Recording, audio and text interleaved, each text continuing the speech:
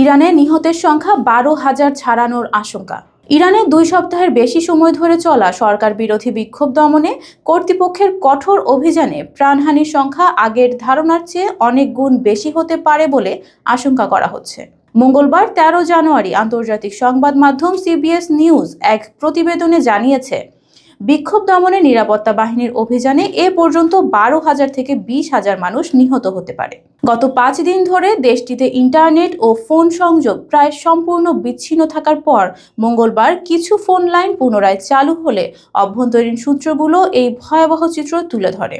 যদিও বেশিরভাগ মানবাধিকার গোষ্ঠী আগে নিহতের সংখ্যা কম জানিয়েছিল, তবে তারা বারবারই বলে আসছিল যে প্রকৃত সংখ্যা অনেক বেশি হবে। ব্রিটিশ পররাষ্ট্রমন্ত্রী ইভেন কুপার মঙ্গলবার পার্লামেন্টে বলেছেন, তাদের ধারণা অনুযায়ী অন্তত 2,000 মানুষ নিহত হয়েছেন, তবে এই সংখ্যা উল্লেখযোগ্যভাবে বৃদ্ধি পাওয়ার আশঙ্কা রয়েছে। অন্যদিকে তেহরানের উপকণ্ঠে একটি মর্গের শকিং ভিডিও সোশ্যাল মিডিয়ায় ভাইরাল হয়েছে, যা CBS নিউজ যাচাই করে নিশ্চিত করেছে।